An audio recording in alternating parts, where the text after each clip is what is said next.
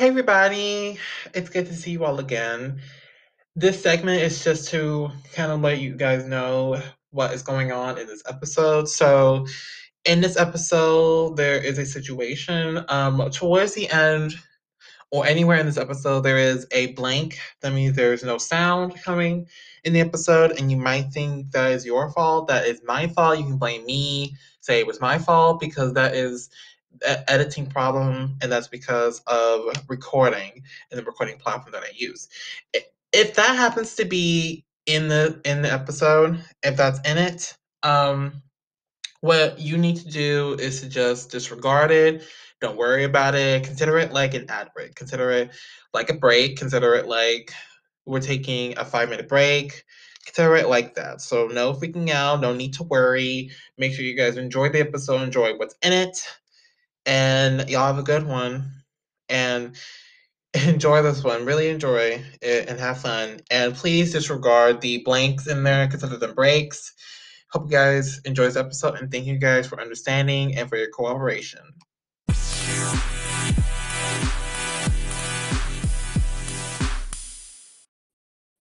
Oh, okay, okay. Now he's in here. Sorry, everybody, for the late Oh, entry. But hello, y'all. I am back musically here with Harknee, who is from London, England. So excited to meet you. Say it to the world. Hey everyone, yeah, really looking forward to this. Oh, sweet. That's amazing. Why don't you give a little rundown about yourself to the audience out there? Yeah, so my name is Harknee. I'm a techno and house music DJ and producer. I've been producing music probably for 7 or 8 years now. It all sort of started as a sort of general sort of. I was big into dance music as a teenager, and just sort of wanted to learn more about how the producers sort of make their music really, and that's 7 or 8 years later, and 5 or 6 years of studying, and I'm sort of here now. So yeah. Oh, sweet. That is amazing. Thank you for that little rundown. Thank you. That's all right. Hey, well, let's get this party started. So, I want to kind of start off with learning about you as an artist. So, I want to start off with how did your musical journey start for you? How did it all start? Is Um, for a DJ? yeah. So yeah, as I said, as a teenager, I suppose yeah, I had an interest specifically in electronic music. That's sort of what grabbed my attention whenever I first started, sort of having my own sort of musical taste. And yeah, whenever Skrillex broke out into sort of the whole wide world, whenever that was 10, 12 years ago, that sort of grabbed me, and it sort of went a long way from there. And yeah, sort of moved slowly in towards sort of house music and EDM as a teenager, and was really big into that, and was watching the Tomorrowland and the Ultra Music Festival live streams. That's what sort of really hooked me into it, and sort of got and made me realize that okay, how are these guys sort of up on stage DJing? How are they making their music?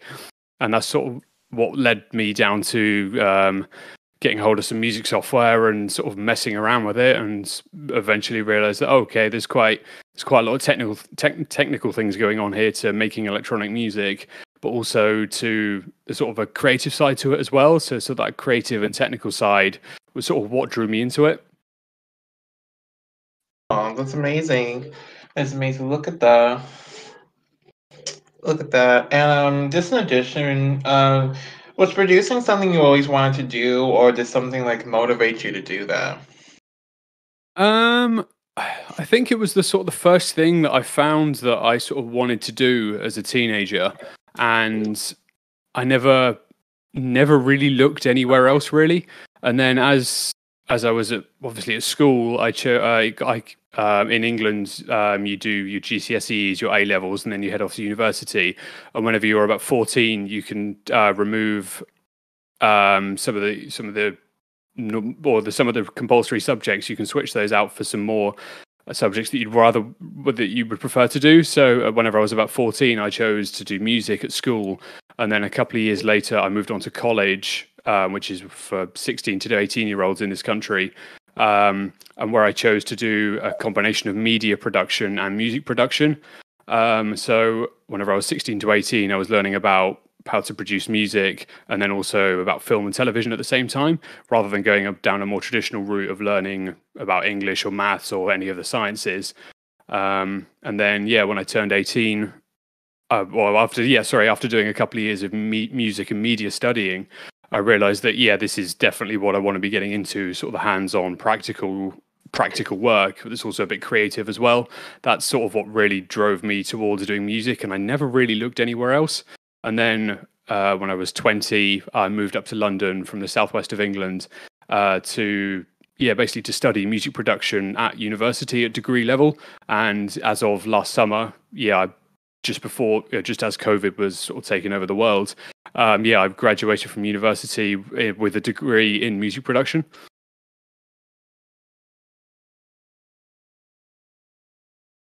Yeah, degree. I don't see a lot of musicians, getting those. So that's pretty good. You did all of that. Look at that, you're making moves. Look at that. Yeah, it's definitely a sort of a very alternative way to go about getting into music. The only reason I think I studied so much sort of creatively as I did, I think it was more down to it's the whole idea of a sort of structured learning.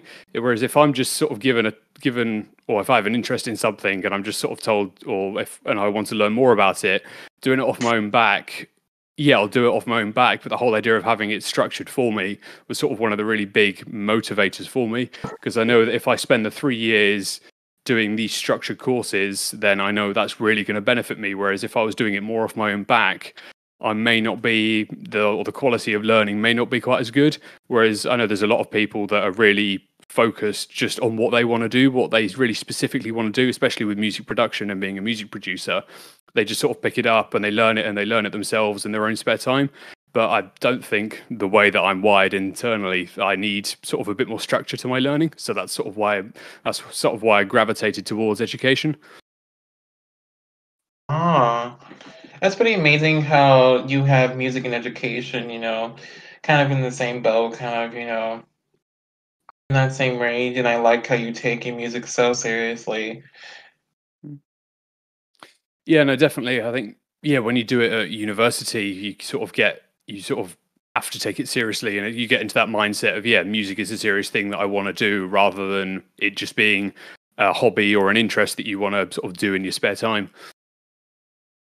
Oh yeah.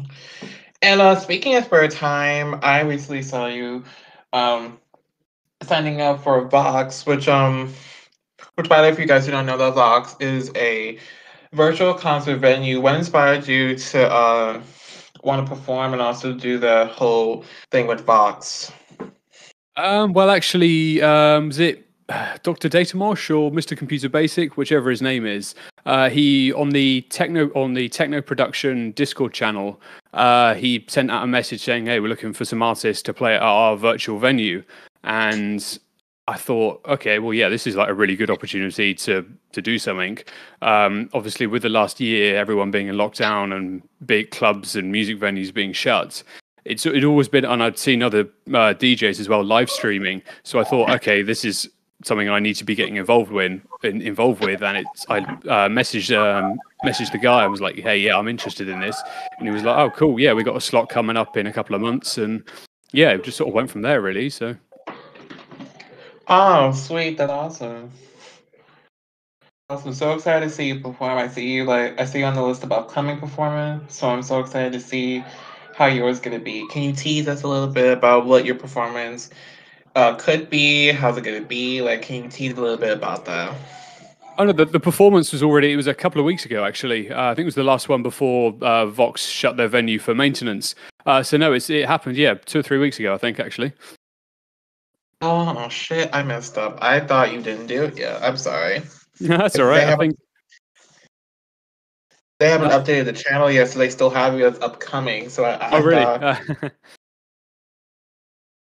um let's do a little reaction. How was your performance, and how was it, performing and being in that virtual venue? Because that must have been like amazing to get to do that. How was that? Yeah, it was a little bit different because I mean, I haven't done a huge amount of sort of live performances sort of in person. Obviously, I've done a few. I did quite a few house parties. I did a couple of sort of bar venues in over here in Britain, but never, with the whole virtual thing, it's completely different. You're so used to having, especially with sort of techno and house music and dance music, I suppose dance music in general, really, is the whole physical nature of the sound system. This is one of the big appeals to me, is the whole idea of having the sound is such a physical experience, and you and everyone in the room react to that directly, obviously. So not having that and just having it in your headphones and not have, because especially some of the proper big music venues you go to, whenever the music is so loud, you can physically feel it in your body. And that's sort of the big appeal to me. And that's why, it's been such a shame to see clubs closed over the last year, 18 months or so. But not having that physical feeling. I guess then you've got the people as well that you sort of interact with as you're performing. You see them, you catch people's eyes, and you smile at each other as you're all enjoying the music. So obviously not having that all there, it's a little bit different, but at the same time it allows you to focus more on what you're doing technically. So you might not, whenever you're performing live, your performance might from a technical point of view might not be completely perfect, but of course with DJing it's all about sort of the tunes that you select, and that's basically what makes a good set, a great set, is the tune selection. And what DJs do is they feed off of the crowd. They see how the crowd is reacting to a certain type of song. Maybe they react really well to this type of song, so then the DJ will continue to play more types of that music, or maybe he'll change it if they don't see as many people reacting as nicely or not dancing or something. So not having that, it's a little bit different. But then you can perform, if in the virtual world, you can perform to a much technically higher standard. So every transition from one song to another can be completely seamless in the virtual world. So I guess that's sort of the big difference. Oh yeah. You have some good points. But overall, I'm seeing how the virtual venue and an actual in person one can be very different. But overall, you did an amazing job with it. I hope you didn't get time to watch it, unfortunately, because of my schedule. But you know, Yeah, that that's all life. right. I was really happy with how it went, and so I think it's up on the Vox YouTube channel. I'm fairly certain it'll be there as sort of the whole live performance. So head over there and go check it out. Yeah, sure will. When time allows, of course, but I will.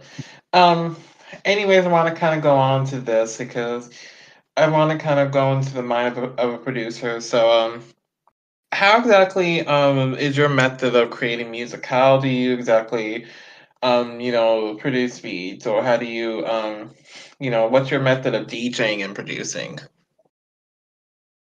So with producing, usually I spend a lot of time. I suppose with DJing and production, with the DJing, you'll spend a lot of time on Spotify, on SoundCloud, on YouTube, sort of looking for music, looking for new tracks, undiscovered tracks that you could put into your sets. And throughout that sort of searching for music, you come across, you end up listening to so much of it, and you only select whatever you want. But because you end up hearing so much, you end up hearing so many different sort of musical ideas. And I've got a load of Word documents here on my laptop, and every time I might hear a song that I think, okay, it might have a particularly interesting bass line, or the way that the sounds of the percussion could be, really different and something that I want to do, or want to try and sort of recreate and put my own spin on it. And that's sort of where the idea will come from. So I'll find an idea like that, and then sort of work on that specific idea, and then build the track around there. I spend a lot of time. I try and use influences rather to sort of map out a track, and then I won't obviously I'm not trying to copy the track, but the track that I take to influence me, I will sort of head in that vague general direction of what that or maybe one or two other tracks sound like, and then the finished project, it might sound a little bit similar, but ultimately, and I will always make sure that it will be a different track to what I'm trying to be influenced by. But a lot of it comes from being influenced rather than, I'll be influenced by something and then I'll get my own ideas coming through, as they do, as you come up with one idea, then you think, oh, this could work, then oh, this could work, and then ultimately that leads you to a different end product to what you were already inspired by. Oh yeah, definitely, I'm there 100%. And I like the way you deal with for DJing and production. I mean, I met a lot of producers during this time around, but it's pretty unique how you handle, DJing and production overall. You show excellence in what you do, so I want to commend you on that as well. Yeah, thank you, I appreciate that. Yeah, trying to juggle the two, they do go hand in hand, like really well, because obviously, the music that I produce, I will ultimately want to play in my DJ sets. But the two are very different art forms. One is more about knowing exactly the right tune to play at the right time, and then you've got the whole world of music production, which is a mix between knowing how to technically produce something to a very high standard, but also then make it super creative at the same time. So I was sort of juggling these two art forms at the same time, but at the same time they're so intertwined with each other that you're working on these two completely different things at the same time. So it can be a lot of work sometimes, but it's something that I really enjoy doing. Oh, yeah, I could tell your hits has been very good so far, so I can tell you quite a lot of working to what you do. I can really see it. And what would you say to the new producers and DJs out there? What would you say to them? Um, I'd probably tell them to try and listen to as much music as possible to try and be inspired as much as you can. Because when you're first starting out, especially now as well, with the amount of information and the amount of resources available to you in order for you to make music, it can be very overwhelming. And at times now, you go onto a sort of a music software website, and you'll literally be given thousands of thousands of thousands of different pieces of software that will help make your music sound like this thing or that thing. But I think the thing is just to listen to as much music as possible, so you can be influenced by as many different things, as many different sounds and genres or what have you as possible, and then that will get the ball rolling more than just being given a completely blank page. And especially when you're starting out, you're like, okay, I'm not really sure what to do, both from a creative point of view and a technical point of view. Because if you're having to learn a new software as well as learning to write songs, those are two very different things. So if you can sort of get the ideas from, or sort of get some ideas from other music and be influenced by them, and then that will sort of shape how you learn your software as well. So yeah, just basically, to any new people, just listen to as much music as possible and try and be influenced by as many different sounds and styles as you can, really. Oh, good advice. Thank you for that. Thank you for that. Hope you guys are paying attention. There's some good advice you just don't not see all. Good advice. Thank you so much. Thanks. And I want to kind of go into this. So do you have any dream collaborations that you wish to happen outside or with you? Like, do you have any dream collabs? Dream collaborations. I guess, yeah, there's probably quite a few sort of techno producers. Most of them, yeah, a lot of the techno that I listen to is sort of comes out of the Berlin. So there's probably quite a few German producers from Berlin that I'd love to sort of be in the studio with. Guys like Rødhåd, Marcel Detman, there's a Matrix Man, Setaoc Mass, quite a few sort of niche techno guys that would be really awesome to sort of be in the studio with. But at the same time, you could sort of flip that and say, okay, what other DJs could you perform with? Because obviously with DJing, you can perform as we call back to back. So one DJ could play a tune, then the guy that you're performing with could play another one. And I'd love to, especially the Berlin guys, I'd love to get sort of stand next to them and perform with them, because you're able to learn so much about how they sort of transition a track and how they read the audience at the same time. So all those guys that I mentioned there, I'd love to be in the studio with them, but I'd also love to go out and perform with them as well. Oh, sweet. That's amazing. Some of them I have not heard of. I feel embarrassed because I have not even heard of some of them, but that's another few artists that I'm gonna go on my list. Which, by the way, um, next to me is a long list of artists and producers to check out. So that's going on my list too. So thanks. Yeah, no problem. Cool, cool. I'm gonna go into this. Golly, so what was the trigger point that made you decide to get into producing and DJing? um, I suppose, yeah. Once I turned 16 and moved from school to college, I suppose whenever I decided to basically study a combination of music production and media, I guess that was the first sort of major step in me wanting to take this seriously. Because when I was 16, I grew up in quite a small rural town in the southwest of England, and the school that I went to was in the same town, so I could walk there, and it was all sort of quite a nice community. But moving from school to college, that was then me going from my small little town, basically to the major town of the county that I was living in, or probably closer or more to the state that I was living in, basically in the southwest of England, and making that big step from sort of small town to big town, where you're then becoming a lot more independent, and having to get public transport to the college, study there by yourself, and come home again on public transport. Was completely self-reliant, and it was obviously a lot more reliant in terms of my studies on myself as well. And so this was the first time that I'd chosen two subjects to study that I wanted to study, and now it was all off my own back, rather than at school where you study English, math, science, geography, history, and whatever. I was never really interested in any of those.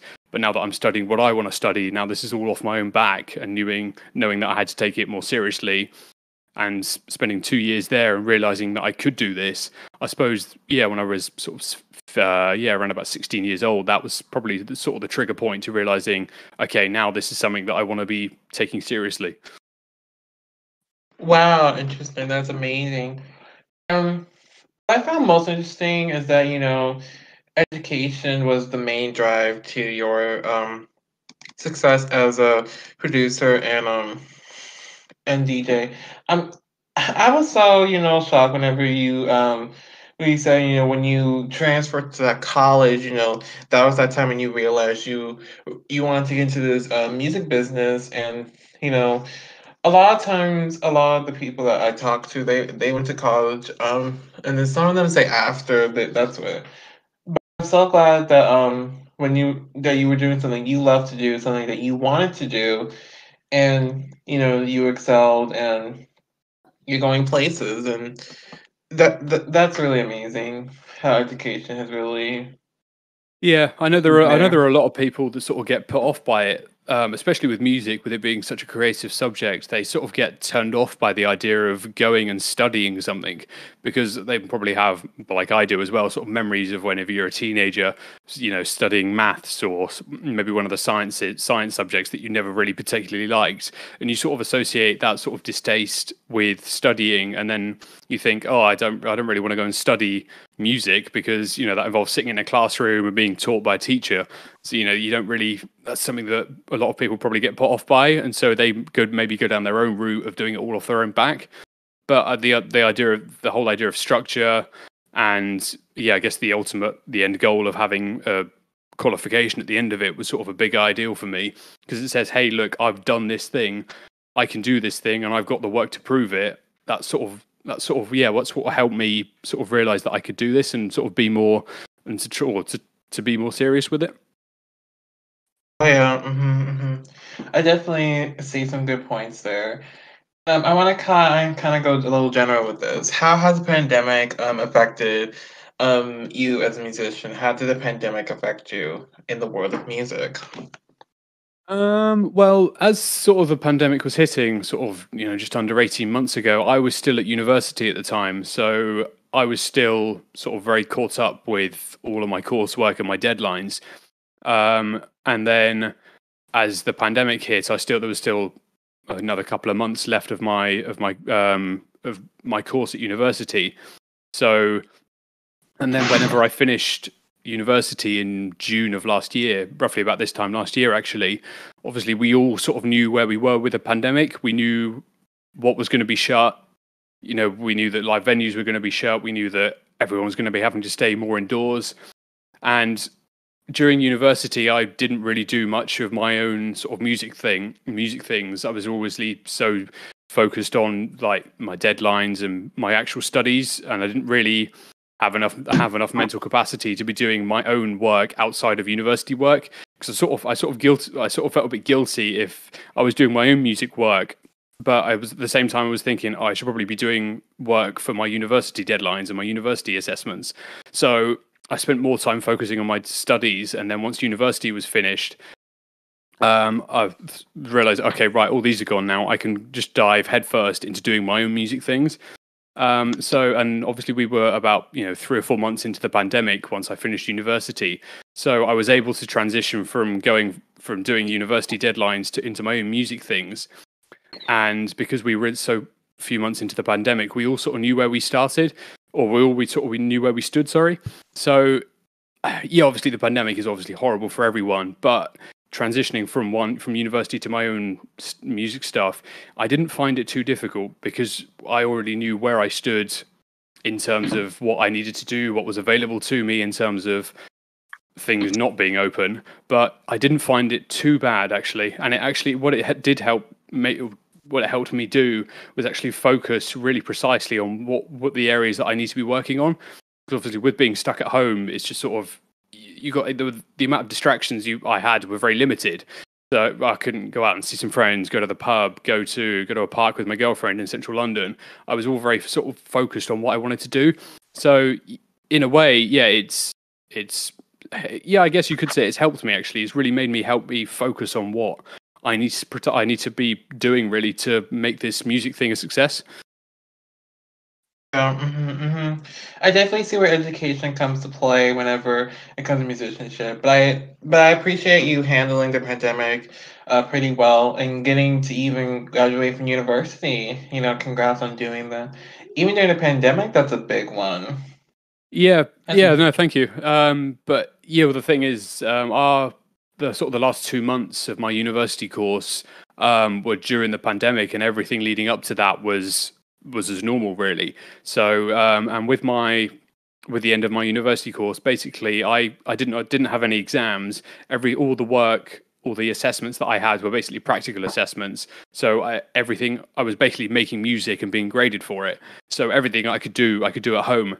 And with the last 2 months, basically, I knew what my final assessments were. So I basically just spent the last 2 months in lockdown, or the sort of 2 last months of my university degree in lockdown, working on nothing but music. I didn't have my job. I have a job working in a fast food chain, and obviously that was shut. So I had zero distractions. So I was basically able to work 2 months on my university work, and arguably it helped me potentially get a better grade than what I could have done had everything been open and I had 1,001 different distractions around me. Oh, crazy. That's insane. That's insane. But glad you're handling everything maturely and responsibly. That's good. Yeah, no, I know there's a lot of Oh, people that have been trying to keep sort of underground music alive, and with sort of doing, secret shows sort of out, in the middle of nowhere to try and not get found. But I didn't really want to get involved with any of that. I just thought, right, okay, let's ride out this pandemic. It's only going to be here for a certain amount of time, and we are going to come out the end of it. So wait for all that, focus on what I can control now, and focus on that, and try and be as good as I can with the current situations, really. yeah. I especially admire that handling this, and you have a bright passion for continuing music. That's really amazing. Incredible too, I gotta admit. Really sweet. And I want to kind of go into this because earlier you mentioned some genres that you do, but how would you ultimately describe the music that you make? So yeah, it's all based around either tech, depending on sort of what song that I'm making. I'll try and either keep it in the style of techno music or house music. If I'm doing techno music, which I'm more often than not is what I'm doing, I try and it's a sort of a combination of being sort of hypnotic, raw, a bit sort of spacey, sort of not from this world, sort of kind of thing. But all of the sort of crazy sounds that I like to produce are all sort of everything underneath that is very sort of traditional techno rhythms, techno drums, techno percussion, with then all these spacey, crazy, weird sounds that I like to put over the top of them. Oh. So yeah, I'm not sure how you describe it. Yeah, a lot of the stuff coming out of Berlin is sort of very dark. It's very a little bit minimal. It's a little bit. It's almost at times it can be all sort of a bit scary sounding and sort of like as if it has like a Halloween theme or something to it. But yeah, it's all these sort of crazy different sort of sounds that I sort of go for, all backed up by these very sort of rhythmic, heavy techno drums. Oh, okay. Interesting response from you. Interesting, and I definitely know definitely knows that kind of music. Definitely, in the songs you write, I could definitely see where those come to play. Definitely. Yeah, no, definitely. And then those sort of sounds that then get transferred into sort of nightclubs and live music venues. That's sort of what draws me to those sort of sounds, because when especially you go to a proper big venue and you get the sound that's sort of physically there and sort of physically hitting you, and then over the top of the sort of really physical sounding drums that are hitting you, you get these sort of crazy sounds, and then you get all the lights which are sort of putting you in this hypnotic state. And it's sort of that whole physical experience that sort of really draws me to sort of trying to create sounds that aren't really from this planet. That's sort of what inspires me. Oh, sweet, that's awesome. Thank you for that. My God. I kind of gone to this too. My God, my mind's blank. Which, by the way, um, has there ever been a time in your music career when your mind was totally blank and you couldn't think of anything, to make or to, you know, yeah, has there ever been a time where your mind's been blank and you couldn't think of anything? Is what I'm basically saying. Um, I don't think so. I'm not that sort of intense when it comes to sort of music production. Like I won't sit there for sort of 5 or 6, 7 hours straight making music. I know there's a lot of people that like to lock themselves away in their studio or in their bedroom making music basically all day and all night, and they won't ever leave only to go and get food or go to the bathroom. I'm not sort of that sort. I don't have that sort of intensity.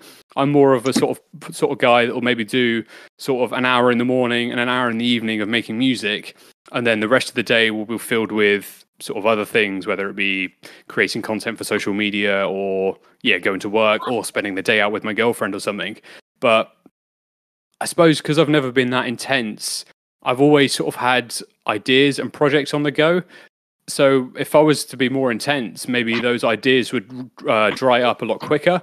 But because, I guess, I don't, compared to some people, I don't actually spend too much time doing music. But what I do is it's sort of a bit more hyper focused in those sort of couple of hours that I do every day. So the ideas have less potential to dry up than if I was to spend 8 hours a day sitting on my computer making music. Oh, okay, got you. So you always know what to do in your music production. That's really good that you always know what to expect and what to do. That's really nice. Yeah, I try to be a bit more sort of purposeful with it, and try to be sort of organized before I sit down for, say, if I'm going to spend like an hour doing music or something.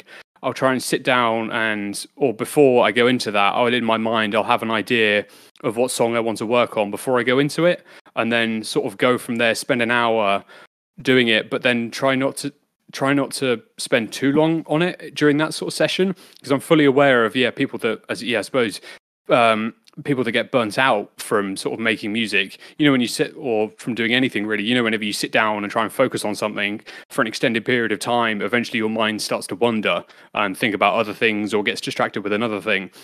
I try to basically have my music production sessions in shorter amounts to not let my mind wander and not let me get burnt out of ideas, basically. Oh, great method, great method. Thank you for sharing that. Definitely, if you producers out there are listening, please take all the advice he's giving to you because this could help you. This could help you. actually gonna help you a lot. I lied about that. But funny. And just wanna say another thank you, Harknee, for coming down here. Again, guys, there was a lot of rescheduling to get him over here. Literally, you can see our Discord message history. It's just Yeah, there me, was you there know, was back. about three or four scheduled sessions, wasn't there? But we got here. We're here now, so it's all good. Yeah. Definite. But I want to overall say thank you so much. Thank you. No problem. This is the first time I've ever done sort of anything like this, really. So no, I'm glad.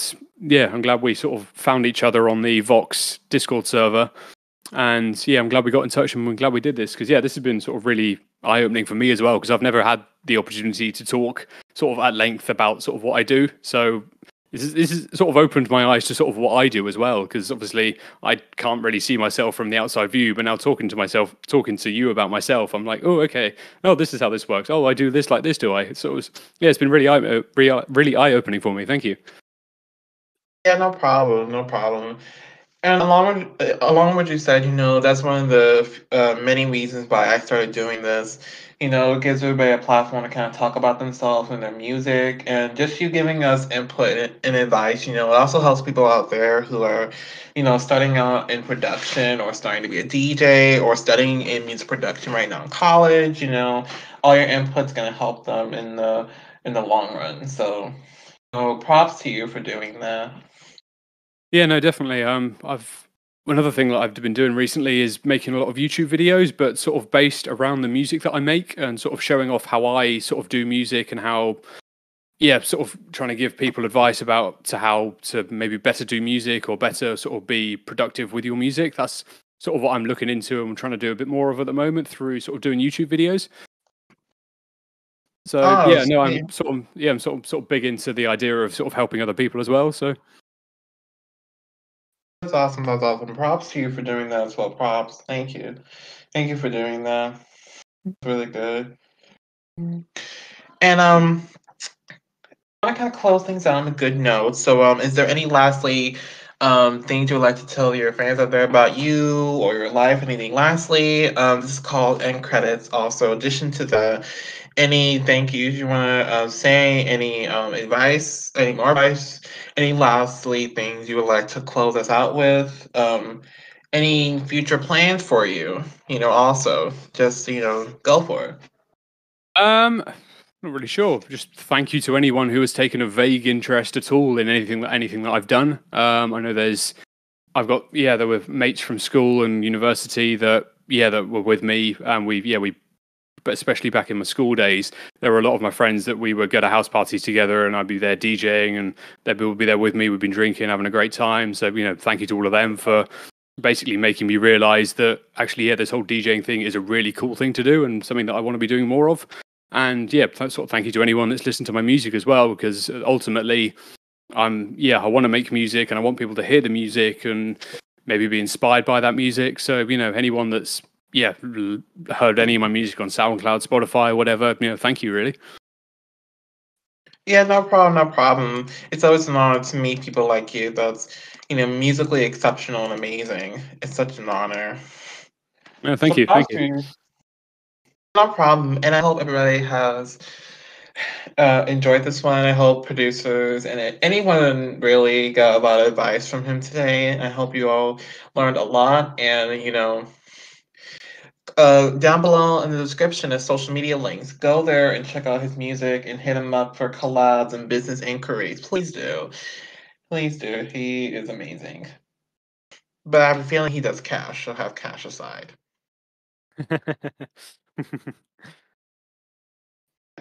I, I think I was kidding, but seriously, have money aside just in case. Um, and that goes for any artists that really have money aside. Also, make sure to follow our podcast on social media. Everything's on Wrap It Up Podcast. And yeah, I hope you guys have a great one. And I will see you guys in the next interview I do. And, that's a wrap for that. So I hope you guys have a great day or night, whatever the time zones are. Have a good one. Bye.